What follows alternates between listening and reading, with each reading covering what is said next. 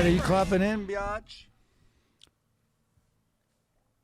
Clapping in 7, 8, 9. All righty, 1, 2, 3. Oh, you're such a pro. Read all about it. Oh, geez, Read all right. Well, all about it. Sudden even for me. Dahmer's back in the news.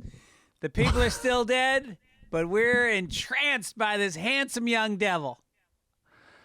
All right, I asked Olivia, my daughter, said that kids in her school, she goes to an incredibly woke school, like outrageously woke. They're getting a lot of shade and in trouble for dressing as Dahmer. Well, who the fuck is dressing as Dahmer? You mean for what do you mean? Halloween? Yes, everyone is dressing as Dahmer. So my question to you, is that wrong, Greg? Well, eBay, I just read that eBay is no longer selling the costume. I mean, how does Dahmer dress? He wears golf shirts and do they wear wigs, like blonde wigs? I'm sure they get creative and put blood around their mouths and stuff like that. I don't know. I think they can dress like him as long as they don't eat like him. Oh, now, no, but I said to her, I'm like, well, I don't think it's a celebration of him. In other words, might it draw more attention and more awareness to psychopaths that are out there, or that how bad he was? You mean psychopaths like vampires and werewolves?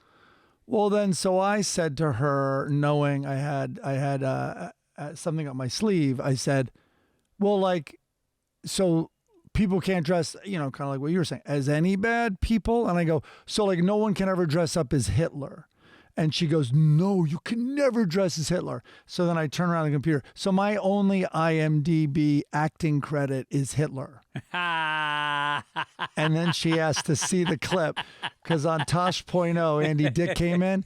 And I think there was going to be a big TV show about Hitler. And so Andy Dick, we had an idea that Andy Dick would audition. Like, let's film his audition for Hitler. And it's on YouTube. If you put Andy Dick, if you look for Andy Dick Hitler, I think. Anyway, probably get a lot of hits on that. It's pretty edgy, actually, the jokes that he did. Like, he sort of said he feels uncomfortable with these jokes, and then in a backhanded way, he'd then read them. But I was the next Hitler to audition, so, like, anyway, that's why I was in it. He made me do it. Tosh was furious because we were, like, taping the show that night, and and as executive producer, like, I couldn't be up there, but Andy Dick is like, Gibbons is playing Hitler, like, he wouldn't let go of it. Yeah, you mean because he wanted you busy writing? He just didn't want me Yes, he wanted me busy running the show and so and getting things ready. But he probably also didn't want to see me on camera, maybe. Anyway, but I don't know. It's a good question on who can play. I don't think it's celebrating them. Isn't dressing like Dahmer pretty similar to dressing like Daniel Tosh? No, but like, remember a lot of people dressed as the Unabomber? Yeah. People have dressed as hijackers. Terrorists. I don't know. Bin Laden. Yeah, obviously. People definitely dressed as Bin Laden. Yeah. Dr. Kevorkian. I remember seeing that Halloween costume. George W. Bush. Lots of villains. Yeah. Has anybody dressed as Manson? Oh, I'm sure. With the swastika on the forehead, though. That's authentic. Maybe they went pre-prison. The early, youthful, the musician, Manson. The man with a dream, hopes. Yeah, and a posse full of underage women that got him into Hollywood parties. Because this town will take him if that's what he's arriving with. Well, don't forget to purchase Chaos by Tom O'Neill, the book about Manson that'll blow your mind. Yeah. He gets mad if we don't plug it every third show. Oh, my God. Or if Joe Rogan doesn't bring it up. I think he keeps paying Joe Rogan to bring it up. All right, one more quick Olivia story. Olivia's on the phone with her friend, and so she got sick this week. I guess I got her sick from what I had. And so I go, Whole Foods, chicken noodle soup, all sold out. Because it seems seemingly everyone has this thing.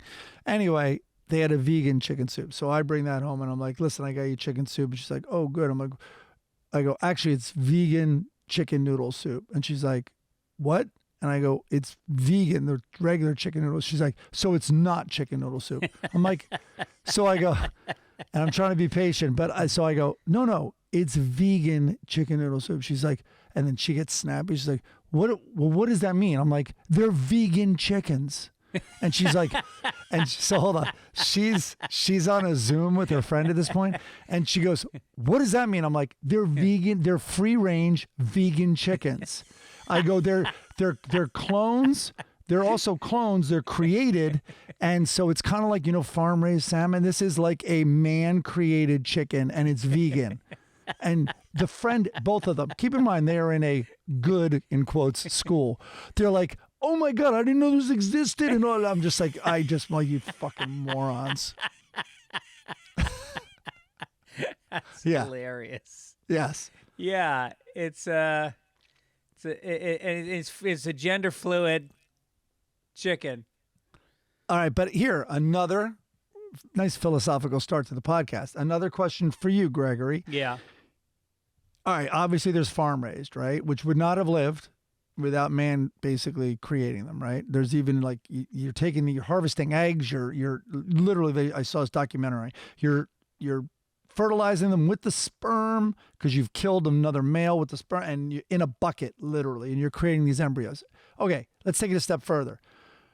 We cloned a sheep in the 80s, successfully. All right, so let's say they were cloned Dolly chickens, right? Yeah. Cloned chickens, 100% cloned chickens. And so let's even say the real chicken is somewhere out there, and on the farm is the cloned one. Yeah. So does this make the moral part of being a vegan? I understand some people just want to put plants in their body. I get all that. Or a vegetarian. Does this change the dynamic from people who are morally doing it on moral grounds? Well, it's the same thing as if you ask me if it's wrong that I fuck a sex doll when I'm married, Is it? Okay, let's break that down. First of all, no. So I don't even know how to work backwards from this because it's totally fine. Is the sex doll a clone of your wife? That's what you're saying, right? Yes, it's Aaron? Yes, exactly. Yeah, I saw Brian Kiley do stand-up last night. You know Brian Kiley? I do, yeah. He's the greatest fucking joke writer. He wrote monologue jokes for Conan O'Brien from the first day the show started until the last day the show ended. So for 20-something years, every fucking day he showed up, read the paper, and wrote 100 jokes about your the news. Brain. That is a hard thing to shift out of. I wonder how his transition out of that was. He said now he won't even look at news. He's like, he goes, it could say World War III on a newspaper. I walk right past it. I want nothing to do with it. So he doesn't look at the news, just like us. That's our motto. We don't look at the news or write jokes about it. So he had a joke last night. He goes, my son asked me if I would buy him a sex doll. And I'm like, what? I am not buying 2 sex dolls. That's great. So I don't know about that. I think you're still taking a life. That would be the easy first impulse argument against eating a clone chicken if you're a vegetarian or vegan. But I think it does blur it a little. Anyway. Is a clone less of a life than... Well, this is one of the great sci-fi questions of all time that's been explored in movies and books and Black Mirror. I wonder. I think I'd feel less guilty about killing a twin because the parents still have another of the exact same kid left. Oh, God. All right. Would you kill Randy or Jason? I think they only perform and go out together. Yeah. I think so. It's a package deal. I like those guys. So how about this? You clone, our country clones our children, and we send the clones to war. I think everyone would be fine with that. Yes. Okay, so that makes it interesting. Circling back to the chicken thing, because now there is a slippery slope in terms of the philosophical stance one takes on this. Anyway, I I'll used to think have more a about bit. I used to have a bit and in my act, and then they actually used it on the. Remember that show Shorties Watching Shorties on Comedy Central, where they would Yes. animate stand-up bits. Yeah. So you can look it up on something. And it was about how eventually we're all going to clone ourselves, and then we'll just have like an extra one of us that we use for spare parts. You just drag them around. You're drinking your ass off because you got another liver right behind you, and you're like, "Hey, give me a hand." I forget how it went, but it was a classic Fitzdog bit. Someone write in and tell me if this has been done, because you and I have talked about this stuff before, and then I had an idea similar, but which was, you're going through life, it's fine. Like if I wrote the movie, it would look almost like a rom-com, right? And then while he's, the premise seems to be that he's trying to get, 10 dates or whatever the hell, whatever rom-com premise you have, all of a sudden he thinks he sees himself. And anyway, cut to the premise, which is your clone is out there and doesn't know he's a clone, but he's there for your spare parts when you need them. And you have the right to get him and harvest the organs. So my bit, exactly. Right, except taken to a much higher level with nuance and story. And probably a $50 million difference in a payday. Go. I got a lot for Shorties Watching Shorties. I think I got $500. Well, that's more than I'm ever going to make with my idea. So how was Michigan? Michigan was amazing. I mean, I don't know much about college football, but I'll just say this for the sports fans out there. Last time I went, and I was not impressed, man. And that was in November. It was Parents' Weekend last year at the Big House at University of Michigan, and it was kind of like watching the Jets, the old Jets, by the way. Oh, anyway, the new Jets are doing good. Who knew? So, and not me. I am ready. I am literally at the bandwagon stop. I'm waiting. I'm looking for when the headlights are coming, and I'm going to get right on that bandwagon. Yeah, sure. So anyway, they were sloppy. Very few first downs were converted, blah, blah, blah. They wound up winning, and then they went and came in like third in the country or whatever, losing to Georgia, I think, or Alabama. But I remember sitting at the game, I'm like, well, this is not like SEC level football at all. This game was against Penn State. Penn State's number 5 against running, and I'm not a sports guy, so this is almost over. They ran 450 yards all over them. They have these 2 running backs who love each other. They're like all they want to do is talk about the other guy, what he did, and it's 2 of them each got over 200 yards. And so I'm not saying they can beat a Georgia. This is what I am saying. That team is a lot better than it was last year, in my uneducated opinion. So what are you saying? So Michigan lost. Michigan won. They're undefeated. They're one of the best in the country. Oh, really? Oh, yeah. And Penn State was number 5 against the run. You just told like 3 stories at once, and I didn't know which year you were talking about. But anyway, 111. Well, it was high 110,000s. Basically, it was 111,000 people. Crazy. Packed. It was incredible. Damn. Yeah. I love it. And your dad came. Yep. I emailed him by accident the other day. I went to send you an email, and I guess when it auto-spelled Mike Gibbons, it did Mike Gibbons Sr., and he goes, I don't know how to use this bullshit passcode, so if you need me to edit something, just send it directly. It must have been the Google Doc that we work on for the script. And he didn't even react to your opening line like, hey, homosexual. I know. Thank God I didn't. Well, you wouldn't give a shit. No. So, and then I went to Chicago, had a blast visiting Owen. We did a big show on Saturday night. Thanks to everybody that came out to the Den Theater. Yeah, how was that? It was amazing. I had to cut out all the jokes about me fucking his mom because I felt like that would make him uncomfortable with his roommates. Yeah, just keep that to the podcast.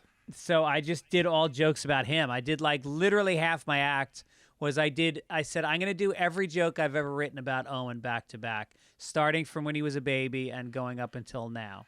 And it went over really well.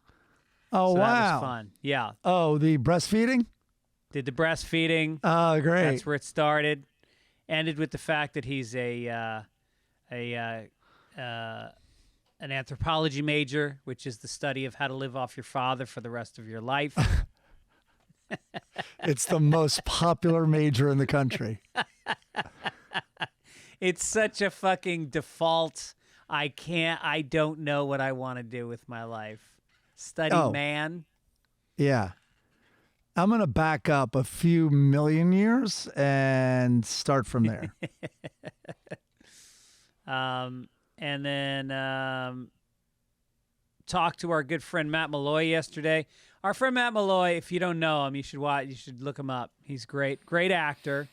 Career journeyman actor who's got a long IMDb page. He's worked for many, many years, 30-something years. That documentary is You're the Guy from that thing, that movie, that show, or that movie? Like, there was a documentary about guys like him who you totally recognize. You recognize, but you don't necessarily know their name. Yeah. And so anyway, he was like, as you get older, you work a little bit less, and then all of a sudden, boom, the guy scores an ABC 1-hour drama starring Hilary Swank called Alaska Daily, which people should watch. It's very good. And he's got a big role in it, and it's a big payday, and it's like the network. I mean, there's billboards everywhere. The network is so behind it. Crazy good ratings. They're like going to be on the air for a long time. And then Hilary Swank gets pregnant with twins. So now nobody knows, like, is the show going to continue? Is it... this was like his retirement. Yeah. And who kill knows her now? off, kill her off, and replace her with a bigger actress. Yeah. Yeah. There's so many dark jokes I could do right now, but I'm not going to do them. Duh, boy. I think I mentioned it last week, but the star of that documentary we all saw in 1999, American Movie, the guy Mike Shank, he passed away last week. I rented it, and I watched it since we did the podcast, but I think I texted all you guys. It is so... I remember it was in my top 10 funniest movies of all time for a while. It's back in there. Yeah. It is Christopher Guest on his best day, but of course this is real. But it's like comedy writers crafted each scene, so like the scene had a funny blow to get out of it. I mean, I think the editor's a genius, and it was a shoestring budget. It won Sundance, and it is a documentary about a guy in Wisconsin with his friend who's trying to make his movie, which he's passionate about. Now, I can't remember. Is it a mockumentary or is it a documentary? It is a documentary. They then went on Letterman, and then Letterman hired the guy to be a correspondent. That's how blown away Letterman was. All that I happened remember being in the theater with you and Malloy, as a matter of fact. Yes. And I believe Matt Malloy might have peed his pants. He urinated in the theater during the scene. He almost urinated during this one scene. And then another one was where he was trying to bang a guy's head through a cabinet, and the cabinet door is supposed to break, and it doesn't. And and again, that is what Christopher Guest would have spent a long time coming up with, that comedy premise. Right. It's amazing. Yeah. Yeah. So please, everyone see American Movie. Yeah. Okay. Buy it. I actually try to buy it. The DVD, maybe. I'm just trying to think of how to get. Well, you can buy something when you stream it. You can buy it. I know, but I don't know how much they see. If it's based on how much money I get in residuals, he'll get 2 cents. Yeah. On streaming. Yeah, that's true. I think American Movie. I remember the last frame of the movie is buy this movie at AmericanMovie.com, and it also comes with the movie that he's trying to make as like Kraken, a bonus. Right? Coven. Yeah. Yeah. Right. Which he tries to be corrected that it's Coven. He will hear none of it because it sounds like oven. Yeah. So anyway, that's on there as a bonus feature, and I think maybe he's hopefully he's selling them out of his garage and making every penny. Yeah. All right. Let's talk about the logo. Yep. Melody Myers, who is our crack. Amazing. She's just the greatest. She did a Dahmer one. That's I owe Rob an email funny. back. I forgot. Yes. Oh, yeah, her boyfriend, Rob Dukes from Generation Kill. He is also a big supporter of the show. We love them. The song this week comes from David Chamberlain.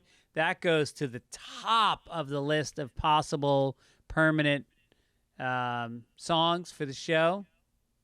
It's great.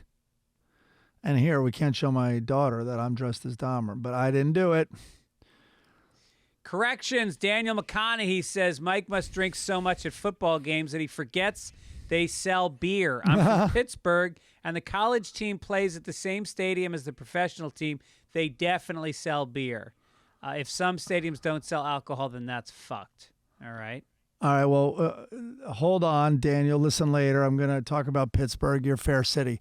They do not sell beer at Michigan. But I looked it up. I was very surprised to see, because I remember going to Kentucky basketball stadium, and they have a whole system built around it. USC doesn't sell beer, and they have a little, like, you can become a member of this club. That's where my sister and brother-in-law get beer at that game. Oh, really? Like a speakeasy? It's not a speakeasy, but it's like you have to be a member. I don't know. They found some, but it hardly serves that many people. It really doesn't. And Michigan, 110,000 people, not one beer in the place.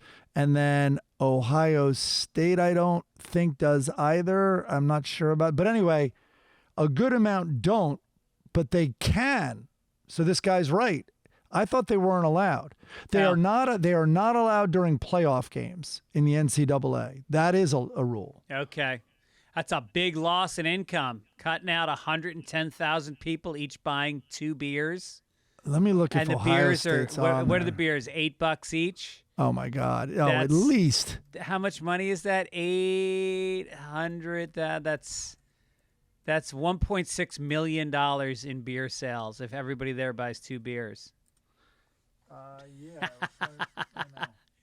Jesus. Can you imagine?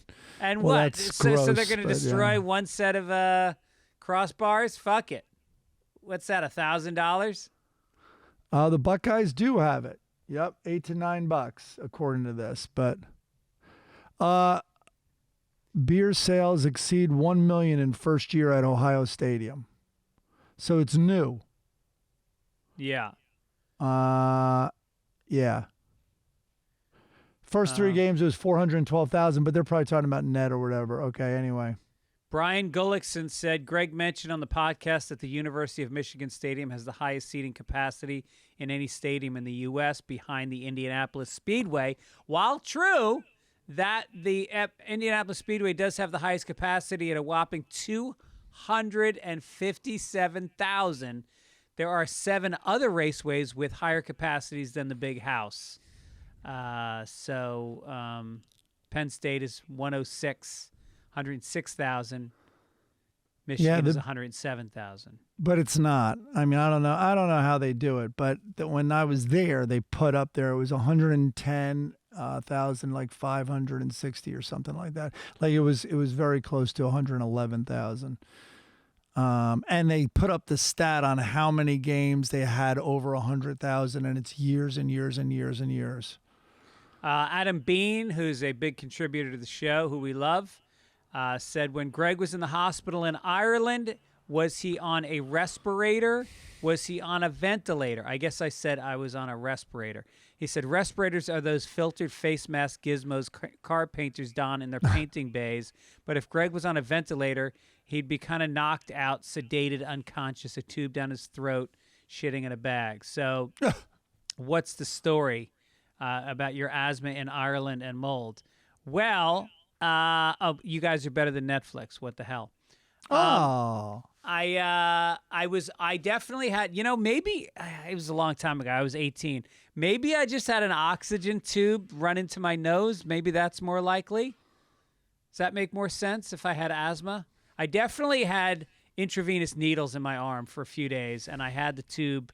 I think I had an oxygen tube on my nose, and I read 2. I was there for a week, and I read 2 Stephen King novels, and those are like 700 pages long. I just sat. There was no TV. So by the way, you're in Ireland, Great Ireland, and you're like, give me a writer from Maine. Yeah, I know. I could have read Finnegan's Wake. I could have read The Portrait of the Artist as a Young Man. Could have read The Dubliners. Ulysses, for God. No, I don't know about Ulysses. That's a bit much. A little dense for having a tube up your nose. Yeah.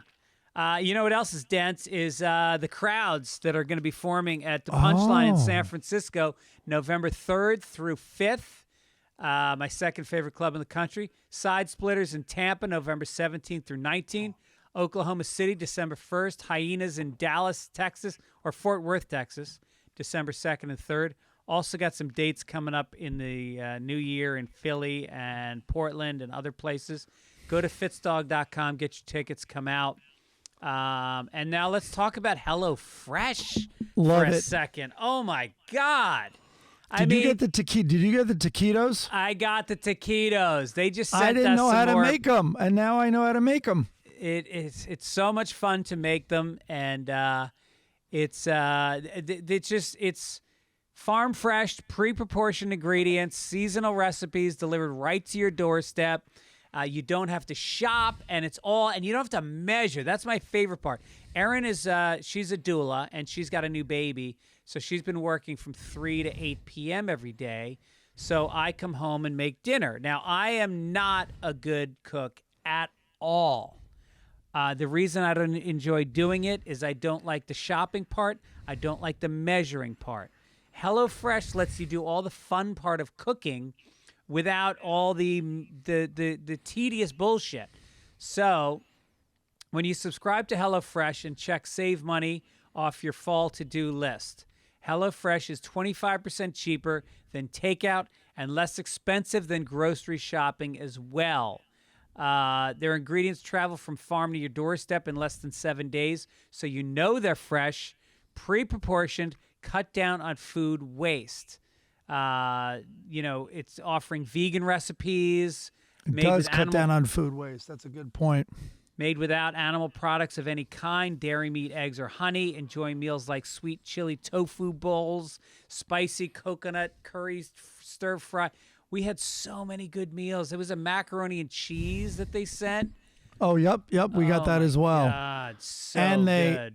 And big portions, like the leftovers are great. Yeah.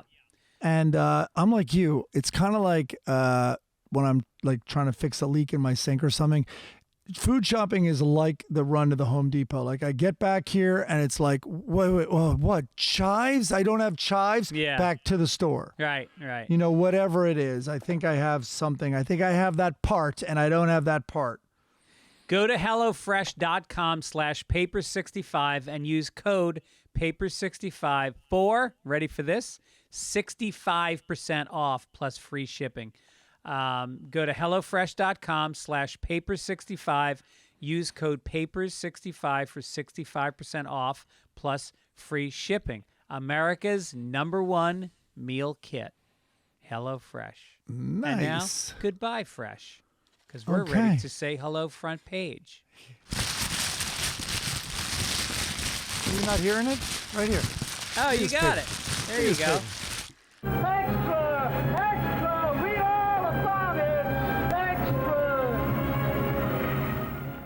All right, Ellen is back. That is our. Did you think you could keep her down? Did you think she was going to go away, Ellen DeGeneres? And it's our lead story.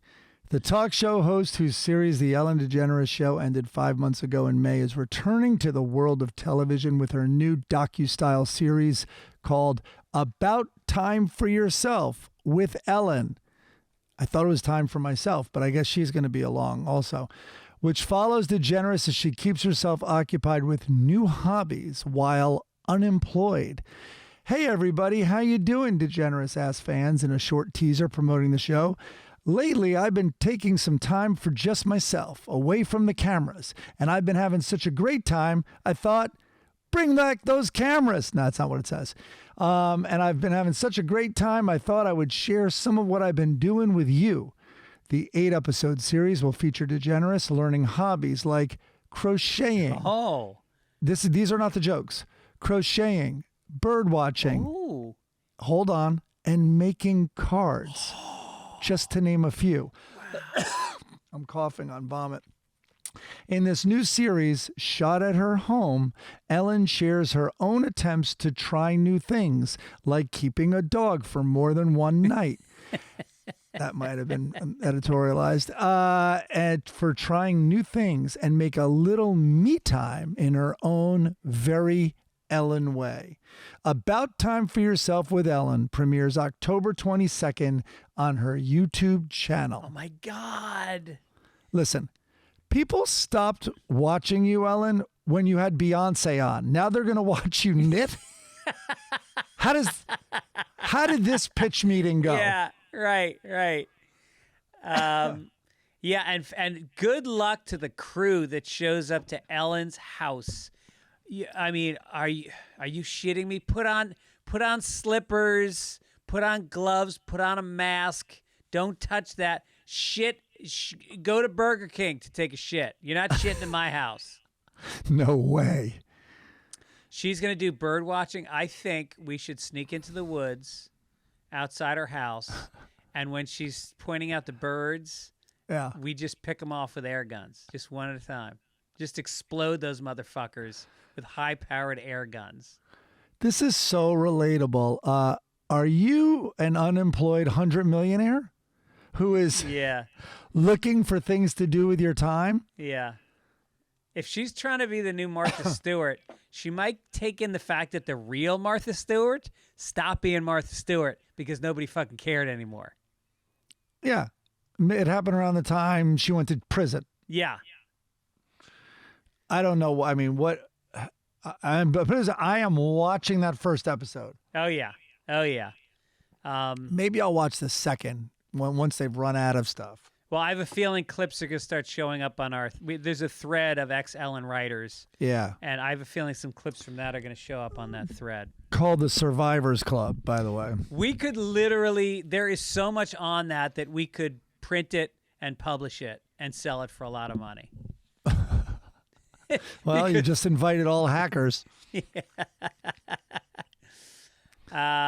U.S. Supreme Court will take up the case of a death row inmate convicted of murdering his family, who claimed he didn't receive a fair trial because of jurors opposed to interracial marriage. Yeah, that's what hung them up. Andre Thomas, who removed his eyes and ate one while in prison. So he took them both out, ate one, and then either decided, I don't love the texture, or was like, wow, one really fills you up. I think he held it in his hand, the last remaining eye, and turned it around and saw what he looked like with both eyes out of his sockets and popped it right back in. So he's animated? Yeah. So he was sentenced to death for killing his estranged wife and 2 children in a crime he said God told him to commit. So maybe God should be subpoenaed in this case. If he pulls a Steve Bannon, if God pulls a Steve Bannon, doesn't show up, we put him in jail for 4 months. Imagine the world with no God for 4 months. How things would change. Nobody would hit a home run or make it home driving drunk without getting pulled over. Nobody would win the lottery. A lot less Grammy winners. Yep. Jesus. Well, Thomas was black and his wife was white, which that's on him. That is on him, because I think it would have gone the other way with this all-white jury. All right, here's the interesting part. Do you want to read that paragraph the inmate claimed? Because the inmate claimed the all-white jury convicted him because they didn't approve of interracial marriage. At least 3 expressed the racist belief, with one allegedly noting on a questionnaire, quote, "I think we should stay with our bloodline," end quote. I mean, I hate to say it, but if these are the facts, he has a case. I mean, yeah. I don't dispute he's guilty. Just retry him immediately and keep him locked away forever. But if one of the jurors said that, forget about it. I have a feeling he's never going to see justice. Well, he's only going to be. Hey, what are you looking at? Are you looking at life in prison? Well, I'm looking at half that. Justice is blind. So is the defendant. Yeah. I was going to say, because it must look so gnarly. That's one way to get out of rape in prison. But sadly, there's one more hole to have sex with. Oh, God. Yeah. I also heard he only ate the white part of the eye. He misses his wife. Yeah. And his little kids, his cute little kids. The real reason he did this is he only wanted to see himself getting raped half the time. I saw this guy out of the corner of my eye fucking me. Oh, no, this lunatic. Oh, his poor family. Sad story. No jokes. I take them all back. Delete, delete, delete. Buffalo Bill's house is now a delightfully creepy Airbnb tribute to Silence of the Lambs. An art director and his wife got the idea, and they bought the house in 2020 for $290,000. The house is outside of Pittsburgh, where Silence of the Lambs was shot. I learned, by the way, and when I read this story, remember how dreary, which was the idea, and depressing all the exterior shots of Silence of the Lambs was? I learned that one of the suburbs outside of Pittsburgh is called Oakland. Wow. Just kill yourself. How do we make this scenario better? Let's have an Oakland. Yeah. One visitor said she walked. All right, so here's what they've done in this house. One visitor said she walked through exactly like Clarice would. We scared ourselves when we opened the bathroom door just past the furnace and hot water heaters. You see a dead woman in the bathtub. The makeup artist, Carl Fullerton, made that amazing creature, as well as the skins in Jamie's workshop. Jamie was the character in Lambs. Everything in the basement was gathered from stores and flea markets around Pittsburgh. The main floor hasn't changed much. The buffet, where Bill rifles for a business card before bolting for his basement, is now filled with movie memorabilia, prop firearms, blah, blah, blah. Mostly, though, but fine. The 4 upstairs bedrooms, which are not featured in the movie, are packed with details. A sign above one of the toilets reminds guests to rub the lotion on their skin. And then from the moment the guy got the house, he knew it would all be about the basement. So it does have a basement, but they recreated the basement and that deep well on a soundstage. So he enlisted the skill of a local but world-famous special effects and makeup artist, and his school went to town on it, and they created it, including the bloody scratches on the walls from the film. Anyway, it goes on. Like when you stumble down the stairs, you trigger a motion sensor and it plays Goodbye Horses by Q Lazarus, which is that song that was blaring when Clarice went down there. That was crazy. And I heard they also hired Harvey Weinstein to sit in the corner and hurl his spooge at people. Oh, my God. Yeah. Oh, I'll get his name in a minute. Miggs. I've said this before, but on the Ben show on Comedy Central, we wanted to do a actor's studio where James Lipton interviewed Miggs just about that role, about the splooge. How did you get it out so fast? Yeah. By the way, that accurate. That clip from the Ben show of you guys auditioning the woman shooting the machine gun. I know. It is huge. It's blowing up. A lot of people have sent it to me. It's so nice. And I want to call, they own it. Why don't you just put it on at midnight? It's so inappropriate. I think it'll do well at this point. The show?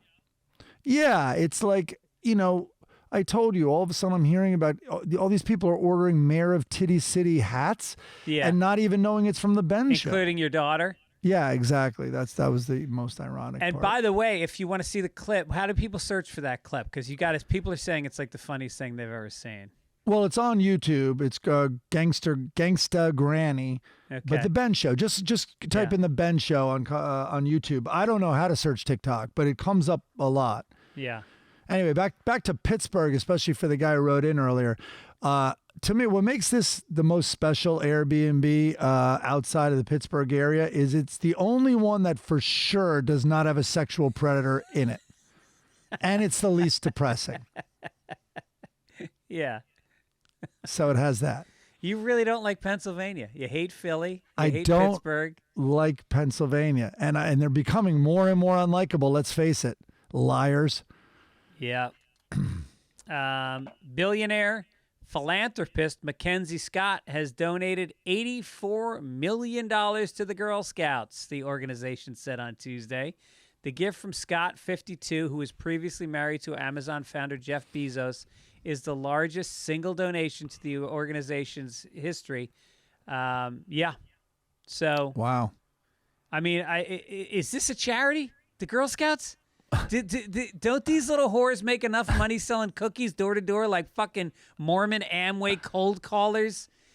You know? And is there a better way to get your daughter abducted than sending her to the doors of strangers dressed in miniskirts offering treats? Buffalo Bill? Exactly. Yeah. Don't do it in Pittsburgh. Girl showed up at his door. We saw what happened. She almost didn't make it out. That's right. This woman, though, MacKenzie Scott, will do anything to have things delivered to your home. Are you already having Amazon and Whole Foods cookies delivered? Well, I'm sending 9 million little girls door to door to do it also. She should have bought, instead of donating the money directly, she should have ordered, 20 billion boxes of cookies. Right. Or 20 million. 20 million boxes she could have afforded. Send them to Ukraine. And just make that one Girl Scout a fucking superstar in her pack. Right. She'd be pimping it, driving to pack meetings in a fucking Mercedes. Yep. The troop, by the way, I looked this up. They get 20 cents per $5 box. That's how it breaks down after all the overhead, after the money goes to like the national organization to pay the fat salaries of the CEOs. They get 20 cents a box. And the girl who actually baked and packaged the cookies made 22 cents for the day. But that goes a long way in Bangladesh. Oh, no. This story became sad. I know. Not as sad as what happens to the Boy Scouts. I'm sure the starving kids in sub-Saharan Africa will be comforted knowing that as they slap malaria-infested mosquitoes off their bloated, starving bellies, a group of rich kids in Connecticut have the funds for a new Gore-Tex tent. Maybe send the fucking tent to Africa. It's always so rigged, man. At every company, including TV shows, someone would come around like, I'm trying to have my daughter break the record. Like, I'm like, how many of you sold? She's like, 700 boxes. I'm like, what? Yeah. I go, you've won, right? And she's like, no, this other mom works at like Disney. She's getting everyone there. It's like, No, I worked on a TV show. It was a daily TV show. And the network executive made the audience, they would promote that the Girl Scouts were selling cookies on the way out the door, and the entire crowd was forced to form a line on the way out and buy fucking Girl Scout cookies from her daughter. That is crazy. Inexcusable. That's terrible. All right, what is this plane? Oh, yeah. Oh, boy. Plane? Isn't that the next story? Scary? The one scary? Oh, I had plane here. Oh, yeah, there we go. A Georgia college student died over the weekend after being struck by a plane propeller on a date. 21-year-old Sandy Alayu of Georgia Southern University had rented a Cessna for a date with an unnamed young woman. You'd think if you rented a Cessna, she would tell you her fucking name. Once the plane returned to the airport following Fake its phone number. Following its trip to Savannah, the woman is said to have exited the plane and walked toward the back of the plane. Aliyu, meanwhile, exited the plane and walked towards the front, at which point he was hit in the head with the propeller and killed instantly. Yeah. So. God, worst proposal story I've ever heard. Listen, I'm on the bright side. I'm ruling this as suicide. It must have been the worst date ever. He knew exactly what he was doing. She walked one way. He went the other. Yeah. Right into it. Led with his head. Yeah. And the pilot immediately ran out of the cockpit when he saw what happened. He was like, all right, he hadn't paid me yet. Who's covering the $6,000 on this flight? Because he doesn't look like he's in any condition to be paying me. You can keep the ring, miss, I think. By the way, what college kid has the cash to rent a Cessna for a date? When I took out girls at BU, which was not a lot, we took the T. We took the fucking train. And I didn't even pay for the fare. She paid. She had a card. I had a card. And if I thought I was getting laid, then maybe I hail a cab. But that's just so some fucking football player didn't steal her away from me on the way home. And it was free going out of town above ground. Right, exactly. Want to go out with me? Yeah, we have to head away from Boston, though. Listen, well, it's in downtown, but why don't we meet at the restaurant and then we'll share a ride home on the train? Yeah, I would rent a plane, but I don't want to get my head blown off. That's the only reason. Yeah. Wow, that is terrible, man. All right, speaking of terrible, how about this one? A Mississippi, Mississippi daycare is under investigation after disturbing videos of child care workers allegedly scaring toddlers with a mask from the movie Scream. It names all the names, and they have been charged with 3 counts of felony child abuse and failure to report abuse.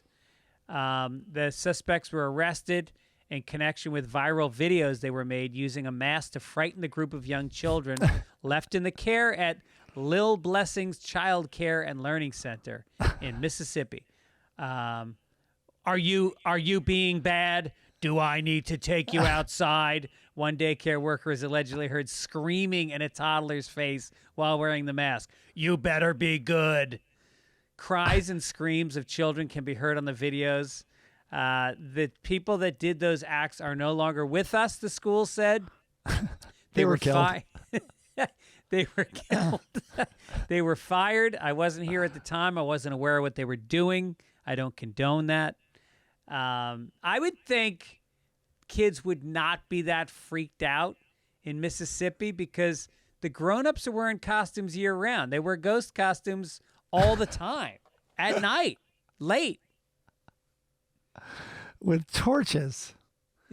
With torches. I mean, that's scary. First of all, once again, it's women taking Halloween too seriously. Yeah. There's a mental imbalance, and some of this was in September.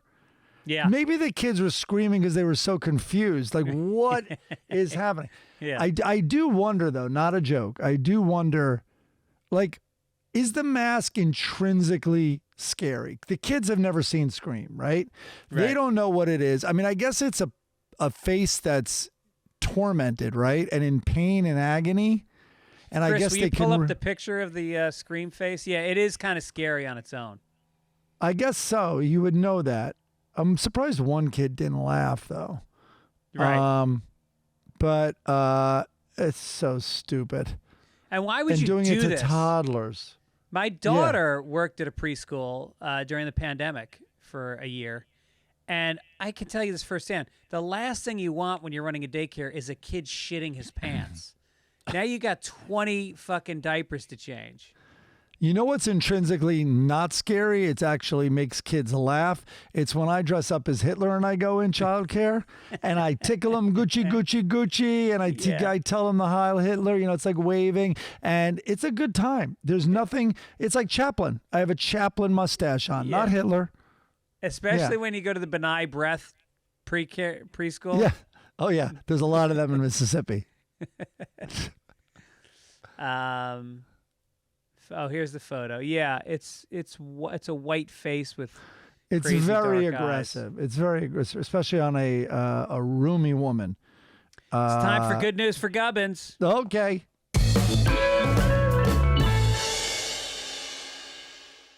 All right.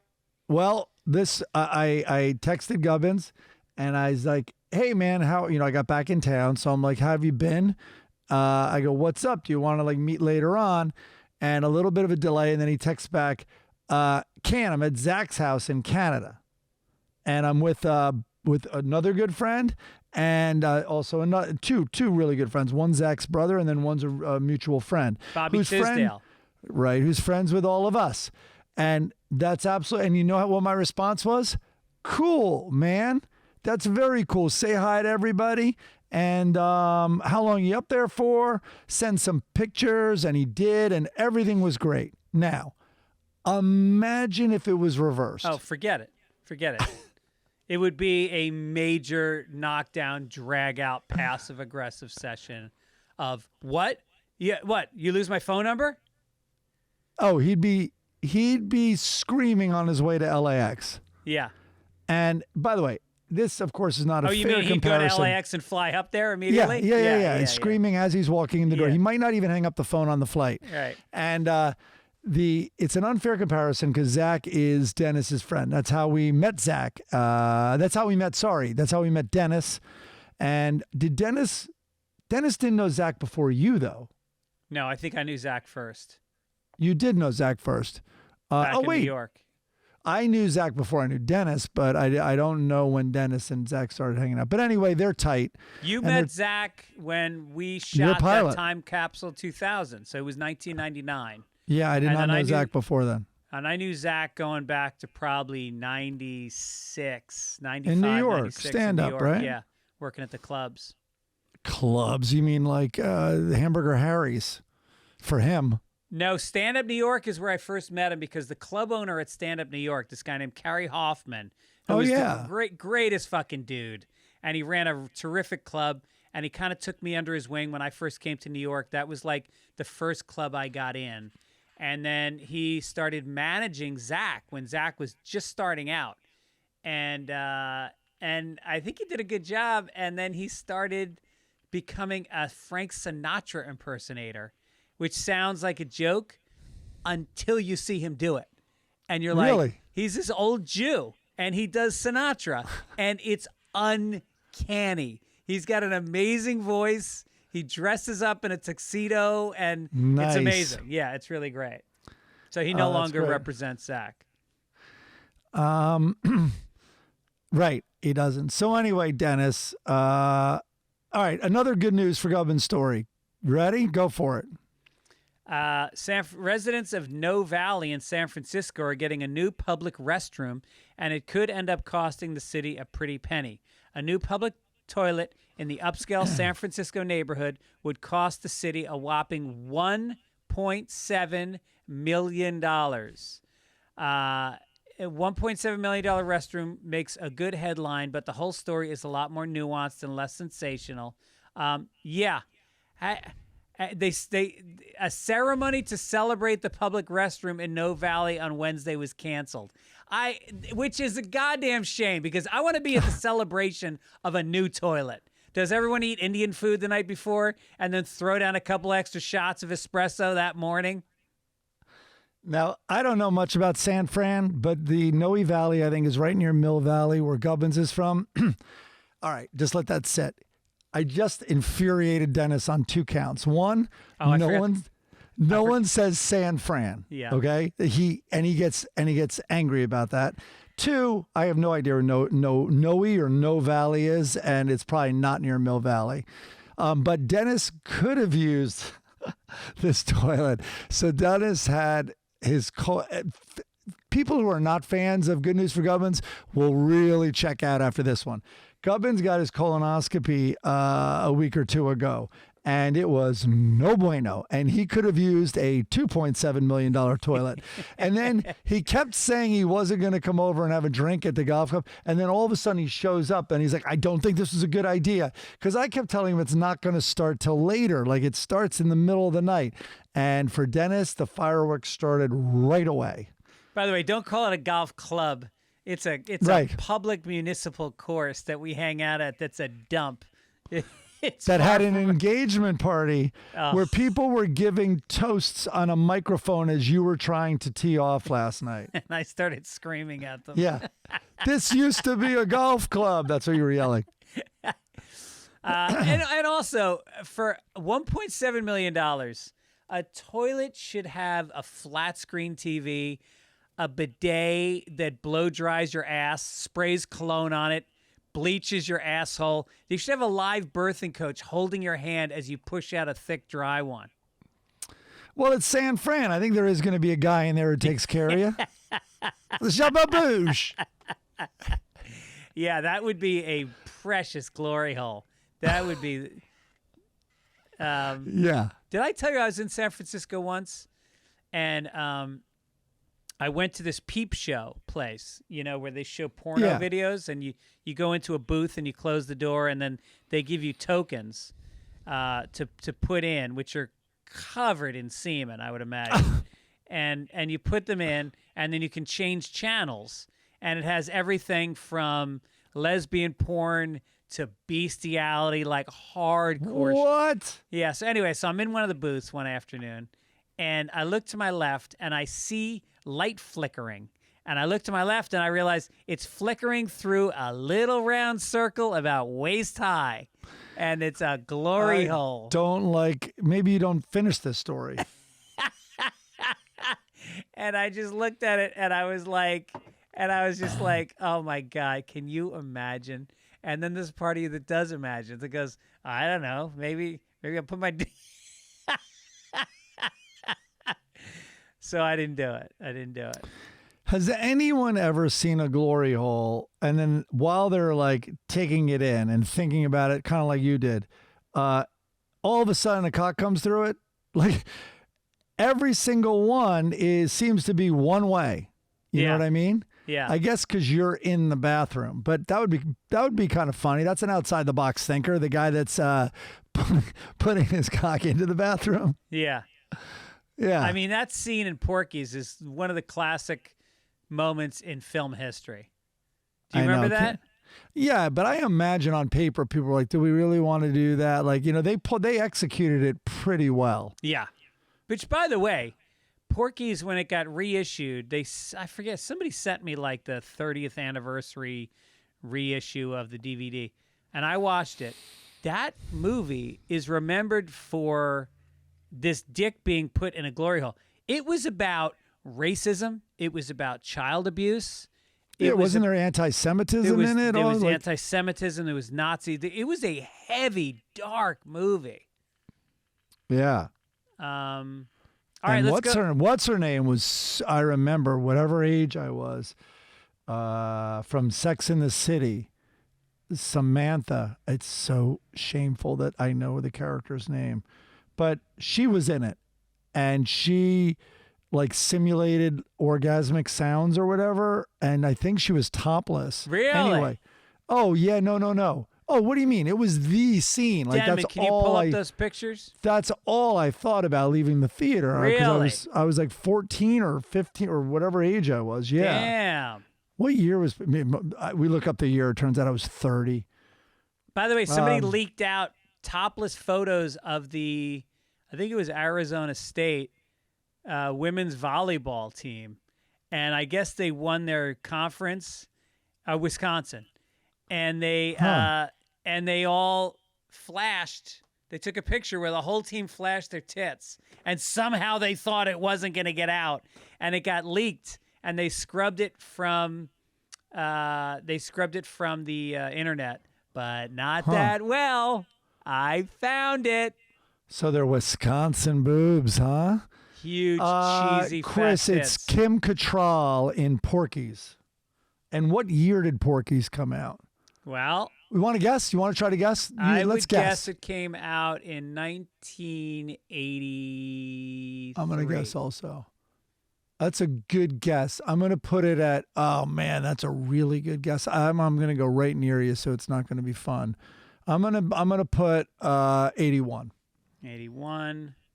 Porky's. 1981, November 13th. Really? Yep. That makes me feel better. Holy shit, I nailed it. I was 14. So, dude, Kim Cattrall is a brunette in it, and that's what I remember. That was her start. Wow. Unbelievable. Yeah. She was didn't they use a microphone and they broadcast her like orgasm? Maybe she was having a real orgasm. I forget the details. Anyway. Yeah. Thanks, Chris, for a clothed picture of Kim Cattrall. You go to the wrong sites. You know what? I don't think she was this is weird. I think she was bottomless. Oh. Yep. I think the top was still on. And I'm not that interested in seeing somebody bottomless. Yeah. Well, you can't trust anything. This is 14-year-old me telling you how hot it was. So it could have been an old librarian at my school, which literally would happen to me in terms of fantasizing. Mm. All right, let's go to entertainment. Seamlessly transitioning. Oh, wait. There we go.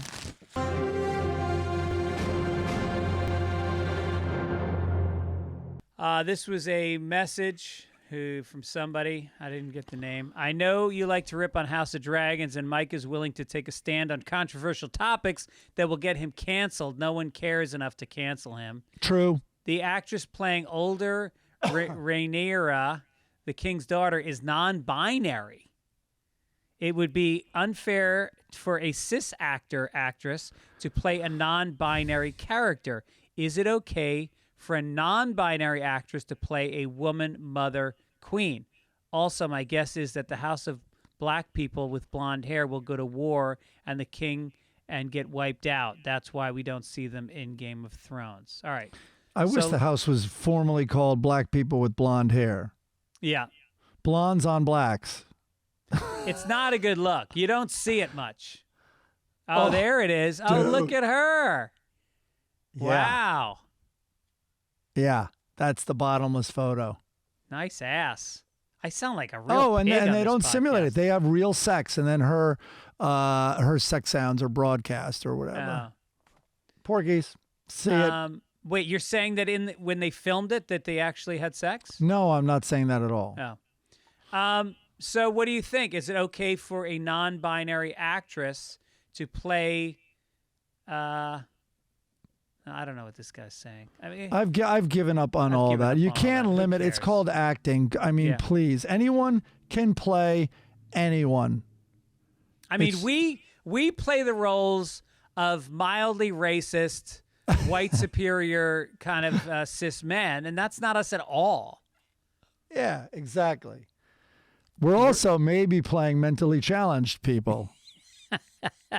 Which might work, actually. That tracks. That tracks. Denman is playing a gay guy, and it's weird. He's not gay. No. Don't say that. He'll curb himself.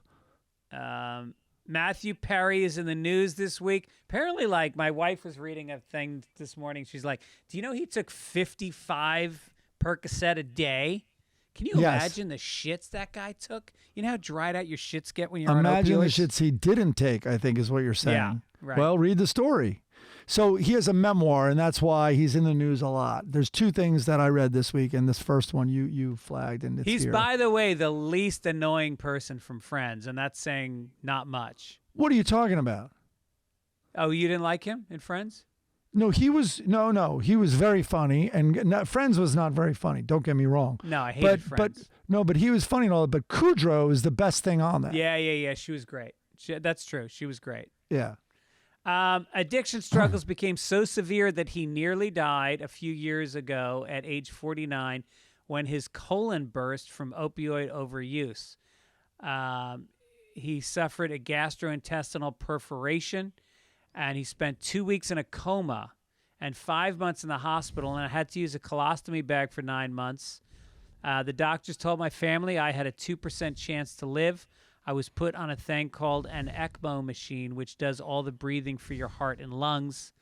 That's called a Hail Mary. No one survives that. Well, if I was forced to read Friends scripts every week, I might need a little something to take the edge off. Here's $1 million an episode, but you have to laugh when Joey says, "How you doing?" Week in and week out. Try not to take a fucking opioid now. All right, not to nitpick, but if no one survives that, they should come up with a different name than Hail Mary. Like, game over. Like in football, it would be game over. But if there's a Hail Mary, everyone's going to keep watching because some people survive that. Yeah. But you know how Friends named their episodes? You ever did? Like the one where Phoebe gets a job, the one where every Friends episode is the one where. Well, this one's called the one where Chandler explosively shits himself and falls into a coma. It was the best one. It was pretty good. All right, he told another story briefly about his acting technique and that he decided to do something early on where he wanted Chandler to be very specific. And, and I guess actors struggle with this. Like, what can give depth to this character I'm doing? Like, what quirks? I think we talked last week or 2 weeks ago, like, Travolta always thinks about the walk of this character, right. And the walk helps inform him. We talked about someone else who, it was Forrest Gump. Hanks Hanks blew the accent, I think, on Elvis, but on Forrest Gump, he got it from the little kid who was local, who played young Forrest Gump, and that's when it clicked for him. Anyway, he talked about like, I do not like, he would place emphasis on weird words, and then writers started, and they would underline words. But I heard something really interesting, and I don't want to out the person who told me, but they worked with him when he was doing really well. As they said, at that time, he was addicted to recovery. And I think he had a show about being in a support group, and it was actually pretty good. And I'm forgetting what show it was. Doesn't matter, though. Anyway, at that point, he was like mumbling before he like did a line, like he was like doing his lines before there was a take. And my friend goes to him, what do you know, what, it sounded like a mantra almost, because it wasn't the lines. And he's like, what do you do? He's like, oh, he's like, ever since, before Friends, and this will be interesting for everyone hearing this to go back and watch now. He would say over and over, what would Michael Keaton do? What would Michael Keaton do? What would Michael Keaton do?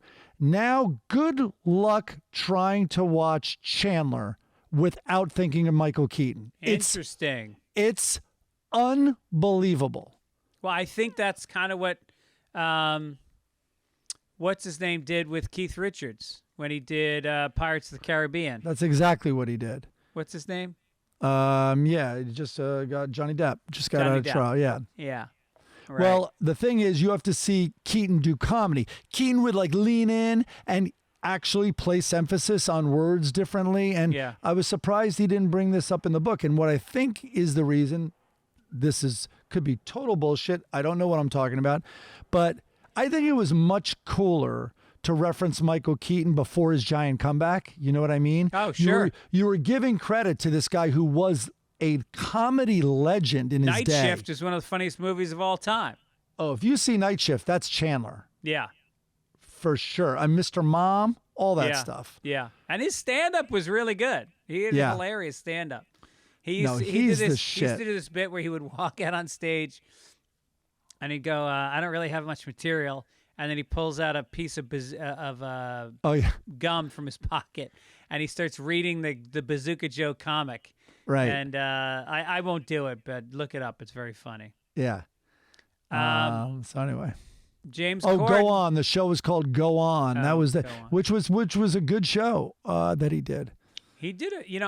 I kind of went down the rabbit hole on him yesterday. He was ranked number 14 as a amateur tennis player, as a junior. He was a great tennis player in Canada. Yeah, he was one of the best players in Canada, but he said he wasn't good enough for the American tour. But he had a decent career. He did a bunch of good movies. Yeah. He seems like a very decent guy. He's like, I told you that when Friends' last show was ramping up all the publicity for it, there was one of those bullshit entertainment news shows that NBC owned. And so they would do this series of interviewing the actors about the end of Friends and all that.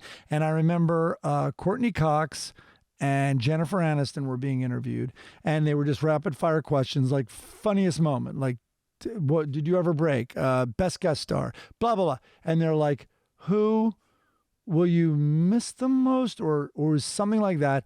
And they didn't answer, and something weird was going on. Then they looked at each other and they both started choking up. In this frivolous interview, they got emotional, and then they talked about him, about Matthew Perry, and how they just wish he loved himself as much as everybody else did. Like, it was bad. Wow. And they kept it. I can't believe it aired. I saw that on TV. It wasn't like I saw like an editor showed it to me or something. Yeah, I couldn't believe it. I just want to see the shot of Mario Lopez going into a fucking long dead stare because he doesn't know how to handle real emotion in an interview. Spills his water on purpose. Whoa, whoa, whoa, whoa. Yeah, Jesus. And what about the dogs? Do you have any dogs on the show? Well, we all love them. And then the segue out of it. James Corden. Yeah, we got to talk about James Corden. Your old boss. Yeah, I love him. Might be Mr. Nice Guy on camera, but according to one restaurant owner, the dude's been incredibly nasty on more than one occasion while dining. The Keith McNally, who owns Balthazar in New York City, went on attack on Instagram, calling him a cretin of a man for what he claims was abhorrent behavior at his establishment. Abhorrent. I don't like saying abhorrent. Abhorrent. McNally says James demanded 2 free rounds of drinks for him and his friends after he presented a hair that was found in his food. Are you shitting me? We eat at Penmar. When there's a hair in the food, we just know Tony's working the grill. It's just this is the way he's saying hello. Tony. It's an Italian joke. McNally also claims James he says James said, "Get us another round of drinks for our second. Also, take care of all the drinks so far. This way, I won't have to put any nasty reviews on Yelp." What kind of accent was that? I don't know. I hope James didn't say it like that. In another alleged episode, James went even crazier on employees. He flipped out when an egg yolk omelet his wife had ordered was found to have a little egg white in it. He has now been banned from Balthazar. Yeah. So listen. Oh, no. Where's a millionaire in New York going to find another place to eat? What is this guy, the soup Nazi? No hair for you. So when I read this, I'm like, oh, my God, like, what did he do? And then I read through all this. First of all, that easily could have been a joke about, like, and make all our drinks free, and that way I won't, like, write a bit. Like James Corden has a Yelp account. But anyway, listen, full disclosure, I am a very big fan of James's still. I consider him a friend. He did a lot for me. I will now just speak about facts. I've never been on a show. I've rarely. Norm Macdonald was this way also, where the whole staff loved the host. And you and I certainly didn't share that experience at Ellen. And so that is and he was nothing but amazing. And I was on the front. I mean, I was his head writer and, co-EP. I was there creating the show with him, and I would have seen this. Does he sometimes get short of temper in rehearsal, like every single one? Yes. Did he handle it better than almost every host I've ever been with? Yes. So, and I had other writers who worked on Corden when this article came out write to me and say, this doesn't sound like James to me. And I agreed. So this is probably almost for sure not true. I thought for a minute this might be a bit because James is friends with so many restaurant owners and people he encounters, no matter where it is, that the egg yolk omelet stood out to me. Like, is this a bit? And like, did they put that detail in there to be like, how could you not know this was made up? We put the detail of an egg yolk, but I guess egg yolk omelets exist, but that used to be a punchline. Like, look at this guy. He only, a nice diet. He only eats egg yolks. Yeah. He didn't handle it well. The New York Times did an interview that our friend sent us the link to. And the interview happened like the day after this thing blew up. And I guess he was very dismissive of it and said, look, do we really have to take this seriously? He's like, isn't this beneath a publication like the New York Times to even like talk about this shit? I'm with him on that. But that kind of blew up on him. He was like, that's not how the public demands that you handle some fucking restaurateur sending out a tweet about you that blows up, that supposedly you're supposed to show gravitas and you're supposed to get on a fucking bended knee and apologize. And what's the owner of Balthazar doing? Like, in other words, you don't want to send the message, I don't want high maintenance celebrities here. That's right. A message Balthazar does not want to send out. Because they have tons of them. Right. They should, collectively, celebrities should just not go there anymore. Also, you should not go, Greg. Also, let's look at, what is the worst case scenario here? The worst case scenario is everything is true. How, is this New York Times worthy? Right. Yeah. Is this anything worthy? Yeah. I mean, the problem is it's like Ellen, where it's delicious to pop a bullshit image. You know what I mean? Yeah. But there would be so many, like Ellen, so many people coming out now saying, yeah, finally, the floodgates are open. This guy was a dick to me. None of that's happening. Right. Right. And especially employees who see him at his most stressed. So I'm not really into this. And I think he might address it on his show. You heard it from Mike Gibbons. I think I could say this. I pitched them that he should do a do-over, and the first thing that's done over is the egg yolk omelet. Like, what the fuck is going on there? Yeah. But anyway, he's been nothing but nice, and the crew loves him. The crew is the first usually to have complaints because a lot of hosts see them as less than, you know what I mean? They're just like, generally more like laborers on set, and he's so nice to all of them. Let's do a little Make America Florida. All right.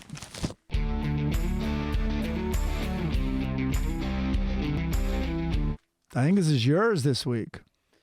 A Florida man and his 14-year-old son were arrested on attempted murder charges and accused of shooting at an innocent woman after they received a mixed-up package at their door and suspected a burglar was breaking in.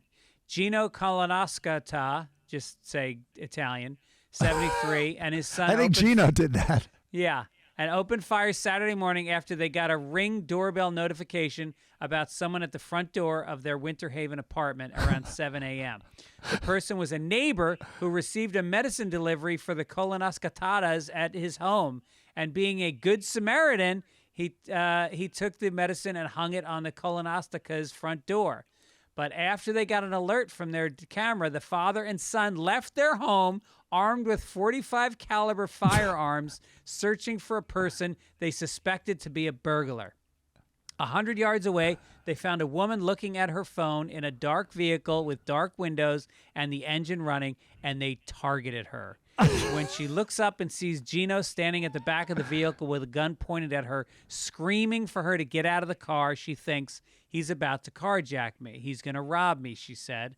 The woman threw her car in reverse in an attempt to back out of the way and crashed into a car behind her in the frantic escape. The teenage son heard the commotion near the car and thought, quote, our victim is trying to back into him, and he opened fire. Colonostica and his son started shooting into the car as the woman sped away. They shot 7 times. The woman who was not hit alerted the sheriff's office. The investigation found that one of the bullets went through a baby's car seat and lodged in the driver's seat. Florida. Do people in Florida think life is like Grand Theft Auto? That it used to be like stand your ground. Now it's run on any ground you want and randomly shoot at people. Maybe those meds were really important and they got there a little late. Yes. I want to know what that prescription was for. They and how shot late it was. 7 times. What? Jesus Christ. And missed all 7. They're more dangerous than you think. Yeah. I mean, this whole God. idea of stand your ground is so out of control. Especially when you're running across properties and standing on someone else's ground. Yeah. Yeah. Wow. It's insane. I mean, all right. Oh, Florida. All right, let's do some sports. Florida. Yeah, we are.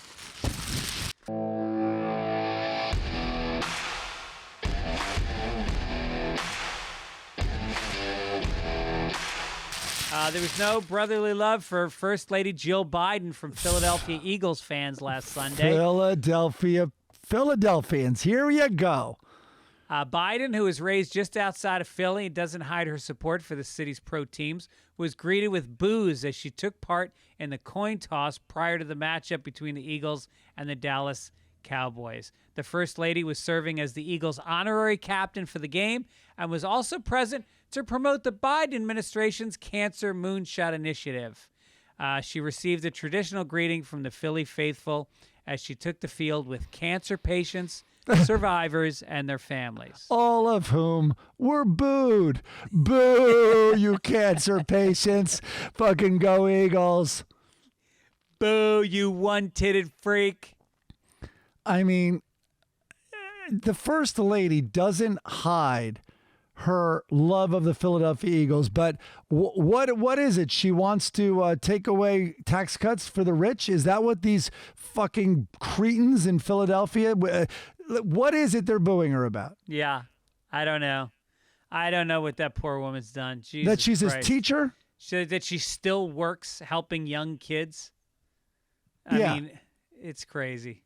Honestly, even if you hate her husband, she is not hidden that she wears her Philadelphia Eagle pride on her sleeve, and she's walking out there with cancer patients. What fucking morons, as always. Did you see I sent a clip this week to the string Tom O'Neill's from Pennsylvania, where Dallas played at Philly, and after the game, the Philadelphia Eagle fans are yelling, they're harassing this Cowboys fan who's on the side of the road, and then you hear these fucking meatheads like, I'm taking his fucking door off, and they floor it and take his door off his car where his door was open.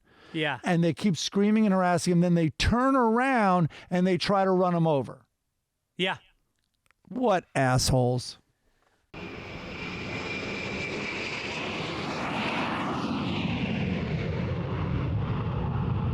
A man whose job is to help preserve Japan's cultural heritage has accidentally smashed his car into the country's oldest toilet at a centuries-old Buddhist temple.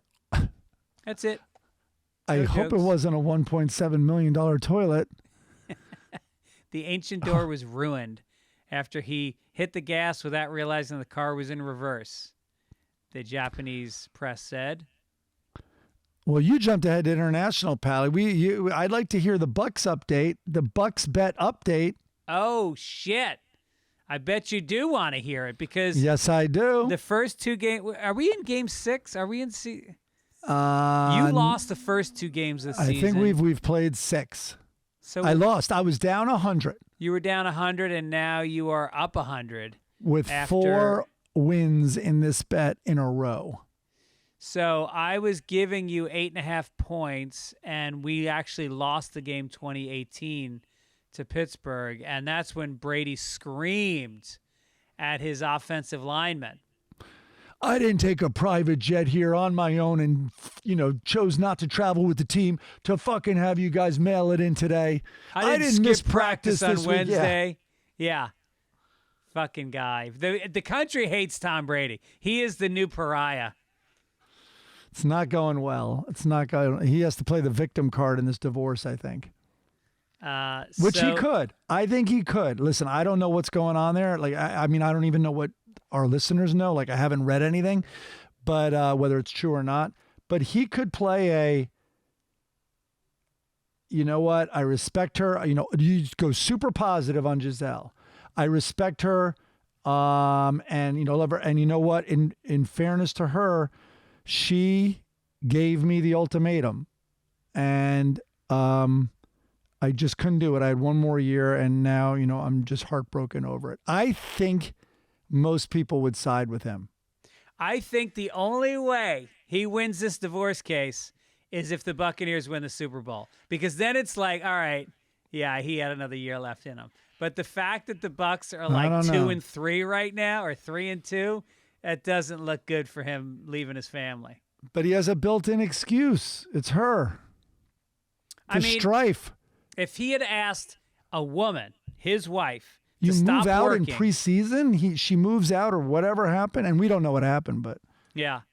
But if he had asked a woman to stop working, to stop her career, to stay at home with the kids, that would look really bad as well, wouldn't it? Oh my God, are you kidding me? Yeah. If that was asked of Serena, yeah, after she had just won, and every record she can further solidify her reputation and name for the ages. Right.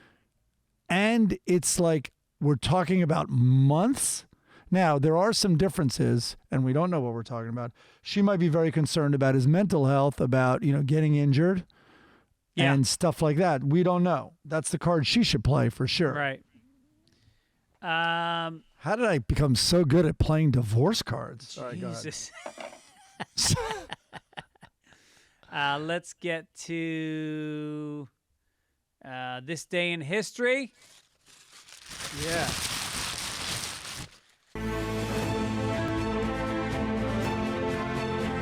There have been a lot of them. October 23rd, 1998, a doctor is killed by an anti-abortion radical.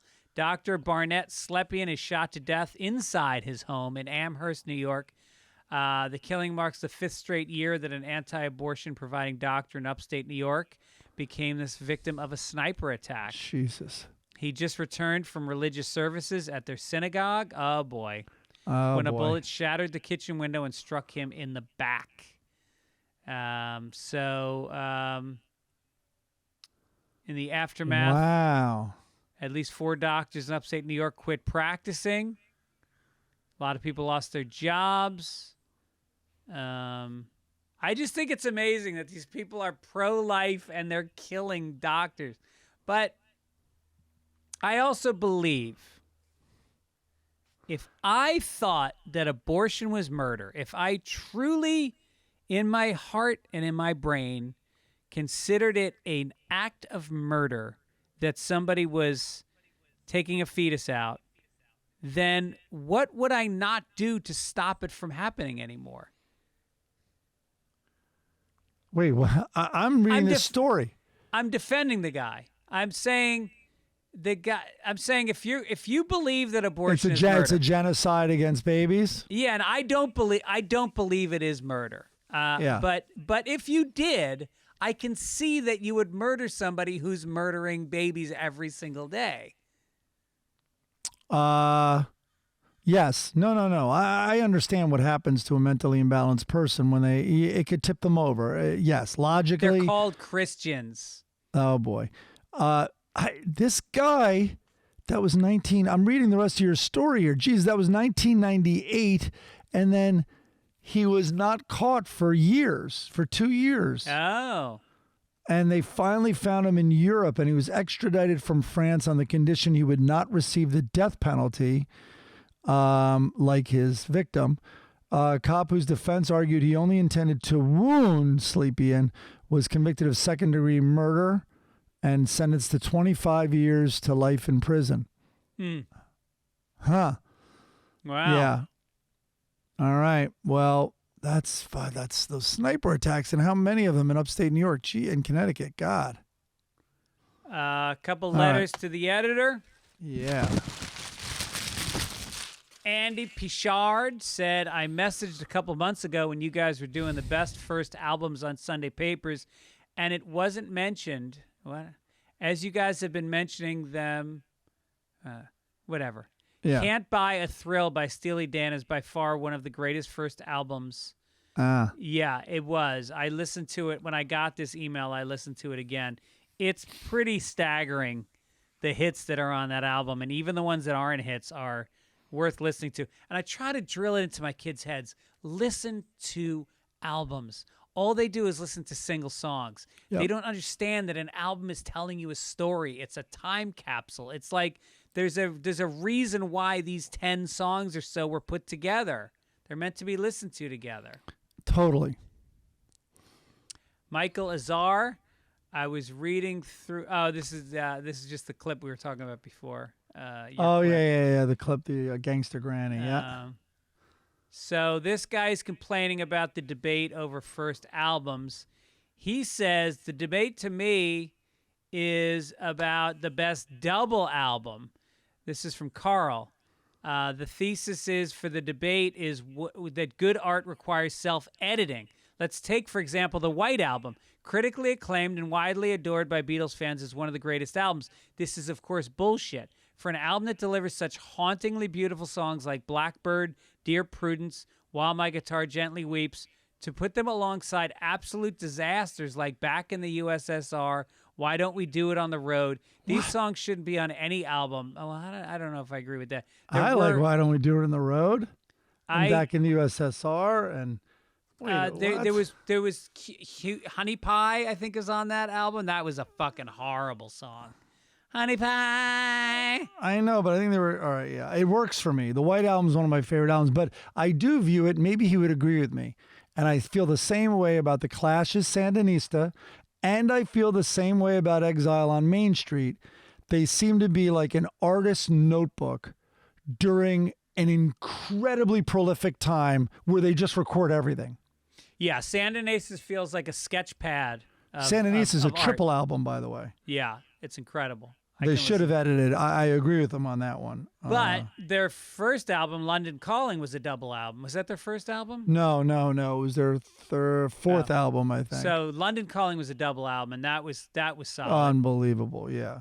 Here's some other great double. If you want to send in your entries for best double album, we'll be reading those next week. Here are the obvious ones. Melancholy and the Infinite Sadness by the Smashing Pumpkins. Holy shit. Yeah. What an album. The Wall by Pink Floyd, obviously. Physical Graffiti, which is my favorite Zeppelin album, is a double album. Where does Blonde on Blonde fall for you among the Dylan screed? It's listen, it's super important and great and all that, but it's not one of my go-tos at all. I've really been playing late Dylan lately, but like Another Side of Bob Dylan just levels me, and Bringing It All Back Home, I think, is one of my favorites. Is that a double though? No, none of those are double. No. He did have a double album. You can't count it. It was Greatest Hits 2, but he had new material on there. Right. And it was fantastic, and unreleased songs, and so that was interesting, like to put that on a Greatest Hits album. But yeah. I don't know, the White Album. Wait, I was just going to look up the White Album. Yeah, Glass Obla Di Obla Da. I mean, it was definitely, some fun, light stuff on there as well. Yes. Happiness is a Warm Gun. Martha, My Dear. I'm So Tired. I fucking love that song. Rocky Raccoon, Don't Pass Me By. Julia, Birthday. Everybody's got some. Sexy Sadie, Helter Skelter. Oh my God, are you kidding me? Revolution. It's great. Yeah. Yeah, Martha, My Dear. Yeah. Two other great double albums. Speaker Box, which, do you remember that, by Outkast? Oh yeah, There's two albums. One of the albums was Big Boy, and then the second album was what's his name? Who's the other guy from Outkast? Andre? Yeah, Andre 3000. And so one of them was more jazzy and experimental, and the other one was a little bit more hip-hop. Great double album. Songs in the Key of Life from Stevie Wonder, 1976. Oh, my God. You kidding me? Yeah. And Ellen DeGeneres' favorite album, she used to always say. I think she was told to say that. Obituary, no obituaries. Nobody died this week. So let's go right to the funnies. It's just not true, but okay. Lockhorns. And that's all, folks. Oh, I know what I was going to talk about in the obituaries. If you want to look it up, Jerry Lee Lewis, who's one of the godfather, the sort of Mount Rushmore of rock and roll. I did not know he was still alive. And he has an Instagram account. If you go there, you'll see a very touching picture. He was inducted finally into the Country Music Hall of Fame. He identifies most, he said in his acceptance speech, with country. Anyway, his acceptance speech is on Instagram, and he got the flu. He's very old, and he lives in Memphis, and he was too sick to go to Nashville to be inducted in person into the Hall of Fame there. So Chris Christopherson went to his bedside and presented him with the Hall of Fame, plaque. And Christopherson looks so old also, but it's a touching photo. So in a weird way, we're giving a shout out and props to someone who's still with us, who probably won't be with us for long. But when he does pass, there's a lot of his personal life you can talk about, and there'll be a lot of detractors. But oh my God, that guy kind of was opened the floodgates of like rock and roll. It's very similar in a way to Little Richard, in that this guy is fucking bringing it. Yeah. With a rock and roll spirit. Bringing it. I mean, he has such an influence on the Beatles and so many bands that started out of England. Elvis. Yeah, right. So I hope he doesn't listen to the podcast as we predict his imminent death. Well, I have a prediction. This is not going to go well, but everyone's going to die. There you go. Yeah. The Lockhorns, Leroy and Loretta are sitting in a restaurant, and there's a waiter at the next table. And Leroy goes, I want what they're having, a waiter. I thought he was going to say silence. And the next one, he's eating dinner with his lovely wife who has just prepared a meal for him. And he goes, I think your Swiss steak has renounced neutrality and gone on the offensive. Like, who fucking eats dinner alone with their wife and shits on it? What an asshole. Look at him drinking milk. Another restaurant scene, Hagar the Horrible is sitting there with Lucky. And he goes, why did you drag me to this restaurant again? The food is still lousy. And then a waitress comes over, and Lucky goes, and I still have a crush on the waitress. And she is wearing a skirt that has clearly been torn at and ripped, and she has bruises on the back of her thighs and arms. So she's dressed pretty contemporary, I got to say. That shirt is very like 1970s. And she's in...